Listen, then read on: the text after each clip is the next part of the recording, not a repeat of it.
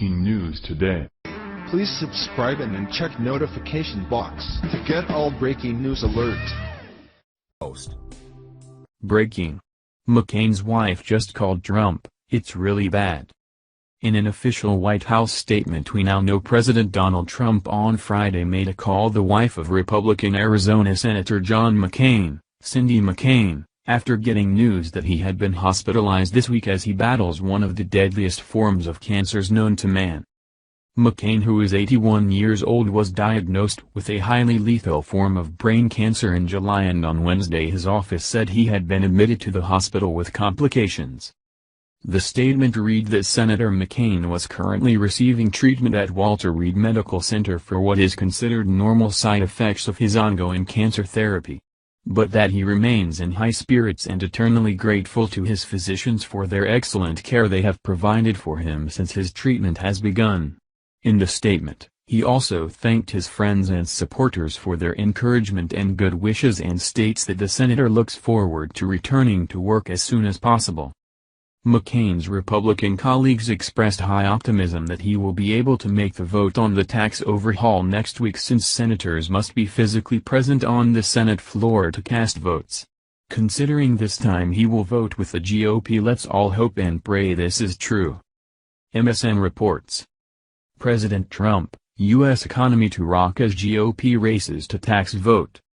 GOP lawmakers posted their sweeping, 503-page bill, with permanent tax cut for U.S. corporations and temporary benefits for individuals, on Friday evening after gaining key votes from two Republican senators who'd threatened to oppose it.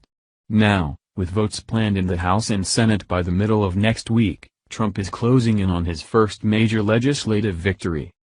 The bill, hammered out behind closed doors by Republican leaders, would slash the corporate tax rate to 21%. The lowest that rate has been since 1939.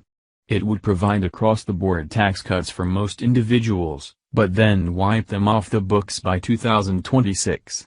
Whether to extend them would be up to a future Congress. Trump's White House applauded Friday's developments, which Press Secretary Sarah Huckabee Sanders called a major step toward achieving the president's promises of faster economic growth and much-needed financial relief to all Americans.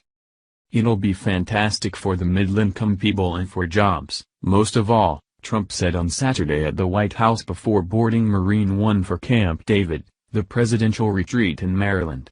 He predicted U.S. economic growth could go to 4, 5 or even 6%, ultimately. "We are really going to start to rock," Trump told reporters. House leaders plan to hold their vote Tuesday. Timing for the Senate vote was less clear, though Senate Majority Leader Mitch McConnell said the chamber would get this bill done next week. Everything you need to know about the GOP tax overhaul plan. Trump and congressional Republicans have repeatedly pitched the tax measure as a boon for the middle class, despite independent analyses of earlier versions that said most of the benefit would go to higher earners. The final bill would provide a larger tax cut for the highest earners by shaving the top individual tax rate to 37% from 39.6%, a lower level than was proposed in either the House or Senate versions. This April 15 filing season, that is the last time you will file under this monstrous, broken tax code, House Ways and Means Chairman Kevin Brady said Friday evening. Brady kicked off a remarkably rapid lawmaking effort on November 2, when he released an initial bill. The final version reflects significant changes, many of them aimed at shoring up GOP votes. Republican Senator Marco Rubio of Florida, who had announced his opposition to an earlier version of the legislation, switched to yes after tax writers changed the bill to broaden the child tax credit's benefits for working families. Rubio said in a Twitter message that the change is a solid step toward broader reforms which are both pro-growth and pro-worker. Major wins. Senator Susan Collins, a Maine Republican who hasn't committed to supporting the final legislation, issued a news release saying she'd secured major wins in it, including provisions that would temporarily broaden an individual deduction for medical expenses and broaden the types of state and local taxes that can be deducted below a $10,000 cap. Collins also seeks approval of separate legislation that would shore up individual health insurance markets, where experts say premiums could rise because the tax